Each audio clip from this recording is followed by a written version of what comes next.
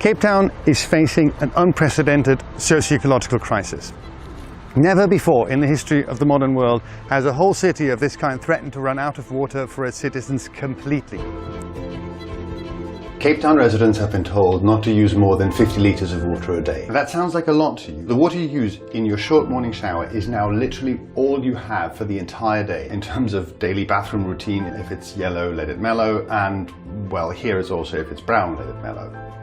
Exactly. And for showering, the water goes into buckets and is used for something else. Hand washing is anyway out, and we're now in most bathrooms seeing hand sanitizers. Cape Town authorities are threatening to fine residents who exceed the daily usage allowance up to 10,000 rand. I spoke to a girl from Kenya and she was saying to me, I heard in your country you use fresh water for your toilets, and she started laughing. I was like, that's interesting.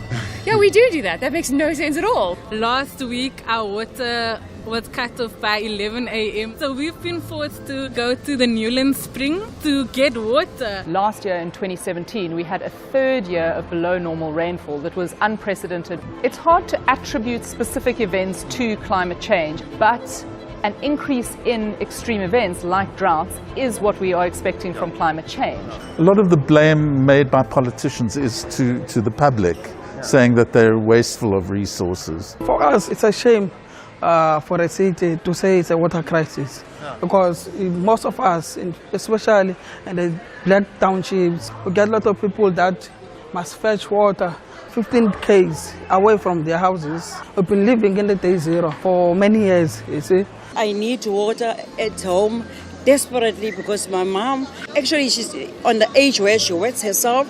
I must wash her thrice, and then how am I going to survive? It's very much worrying because we also rely on the tourists coming in and all that. How can we provide them with good quality hospitality and also good food when all of this is happening? We got like 50 liters that we can use. There's per also day, per day.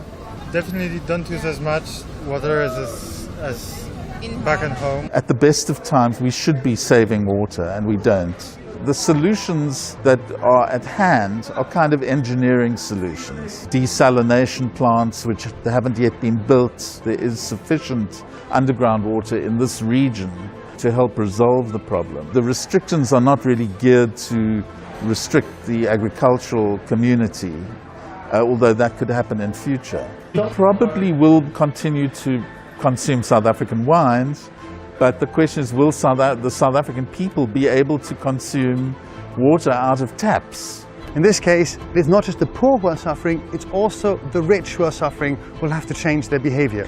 So maybe you could consider this a note from your future. What's happening in Cape Town now might soon happen to all of us in relationship to water, to energy, to air. We need to start solving these problems. We need to manage our resources more rationally and collectively, because otherwise it'll be day zero for all these central resources.